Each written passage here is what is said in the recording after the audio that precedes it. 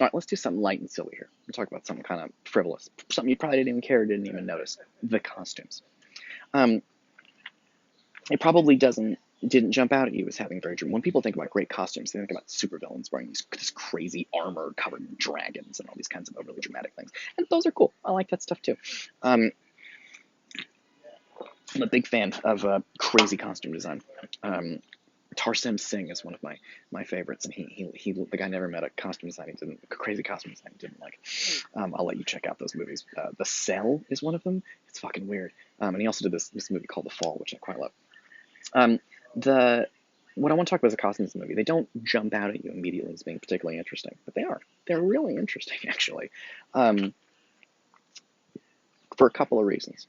Number one, the stewardesses on the flight to the moon have uh, shower cappy looking things on their heads. Okay, not amazing. They have Velcro shoes.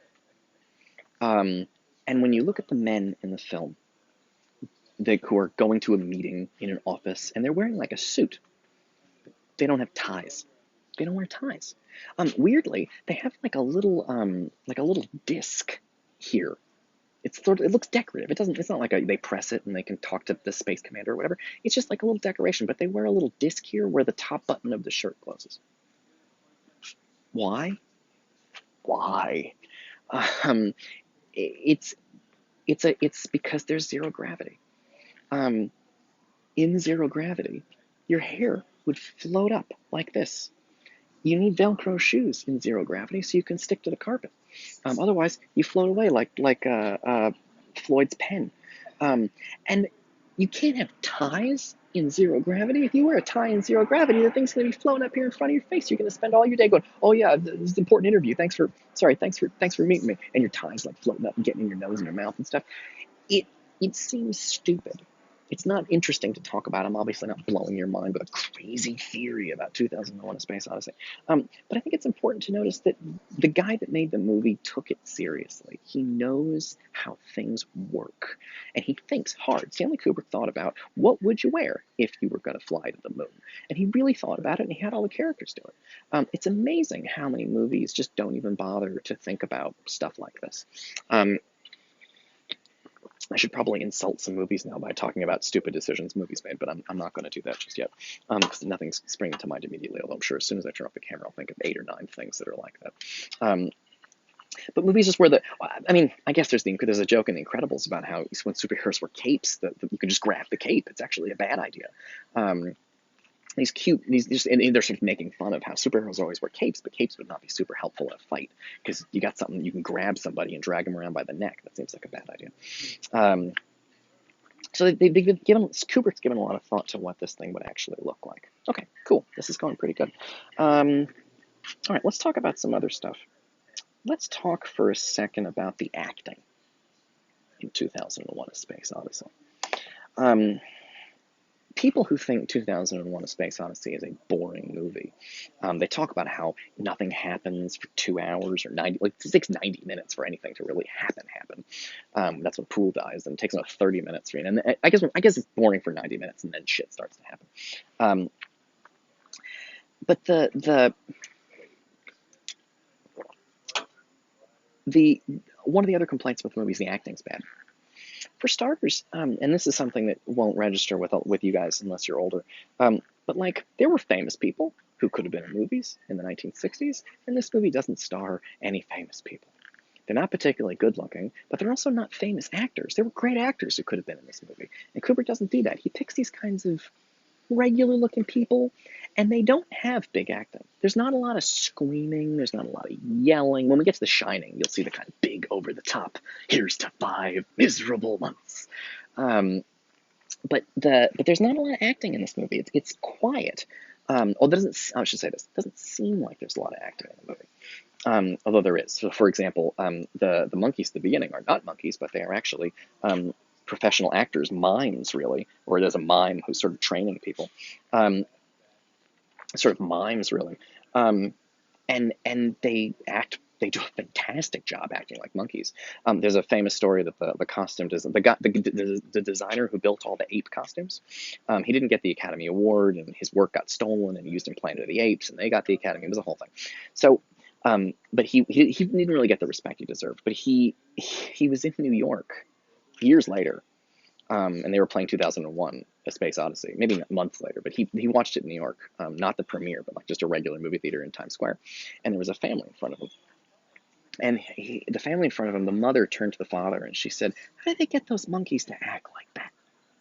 And the father goes, "Dear, they trained them. They have animal trainers." And the guy that designed all the suits for the monkeys said it was the proudest moment of his whole career because he did such a good job that people didn't even notice. They thought it was trained animals, and it's not. It's people in suits. So there is great. That's actually, I think that the best acting in the whole movie comes from those guys, from the actors playing the monkeys. But the acting in the movie is quiet, particularly from Dave Bowman. Dave Bowman has a lot of problems. Dave Bowman, the only other human being for 1 billion miles who's awake dies, and he has to go get him, and then the computer won't let him in the ship, and he has to like open the door to the pod, and he's got to blow the doors open and fly over through empty space and close the door and not suffocate because he forgot his helmet, and he's having a lot of problems. He doesn't freak out. He doesn't yell. He doesn't scream. There's one moment that I like though, where Hal says, "I could read your lips, Dave. I know you're planning on disconnecting me." And he goes, and then he says something. There's like a moment where he's going to say something and he takes it back. And he's like, this is like a big deal. So it's a neat moment in the movie. But the acting is quiet. And Floyd is not he's not doing anything dramatic. He's not yelling. He's not screaming. He's not crying. All the space guys are not yelling and screaming and crying. Number one, it's realistic. If pilots are famous for having a strong degree of emotional control, you kind of have to have a high degree of emotional control. You can't get pissed off. People get road rage and they just get really angry in their car, and you're like, oh shit, are they going to crash the car? If you're in the passenger seat, you're like, oh my god. If you were in front of me, I'd probably tell you a funny story about my ex-wife, but because it's on YouTube, I'm not going to do that. So you're in the car with somebody who gets really angry. You're worried they're going to crash the thing. If these spaceships cost billions and billions and billions of dollars, presumably, so pilots need to be pretty in control and level-headed because they got to deal with emergency situations. They can't have a panic attack and freak out. So for one thing, the acting in the movie is quite realistic, even though it might be more fun for the audience to get to see somebody go crazy in space. It's more real. It's more believable. It makes space, because space going to Jupiter. This is crazy unrealistic. No one's ever been to Jupiter, but it makes it more believable if the acting is muted and anchored to the kind of training the pilots would have. But there's another reason why the acting is quite muted in the film, and it has to do with Hal. One of the strange things about the film, one of the most interesting, the irony of the film, one of the big ironies, is that Hal is more human than human, as the phrase goes. Hal's death scene, where they're pulling the plug on his computer machine, is the most emotional moment of the entire movie, and he's not even a person. He's a computer program. He doesn't have a body, by the way. He's just like the ship. He's a computer program in the ship, and they turn him down, and it's incredibly sad. So, yeah, sing me a song, Hal. Daisy, please, Dave. I can feel my mind going. Like, it's sad. But one of the funny things about the movie that Kubrick notices is that human beings act like machines. They act like robots. They have no emotions. Like, maybe there's a scene where the guy gets a birthday message from his parents. He doesn't give a shit. He just lays there like, all right, whatever, mom and dad. Doesn't seem to miss his parents or anything, that the humans who do the job turn themselves into machines, and that the machines have the potential to evolve into emotional creatures. And there are some larger issues there that we're going to talk about when we get to the bigger themes of evolution is one of the big themes in the film. So we'll do that when we get to talking about tools and the place of tools in the film. But I think it's really important that, we'll talk about tools next. So I think the crucial thing is to notice the contrast, that Hal is more human than the humans. And the humans are more like robots, and the robots are more like human beings. And it has to do with evolution and the way things change over time. And for a movie that takes place over a huge swath of time, it's real interested in that kind of evolutionary shit. All right, pick it up in the next video.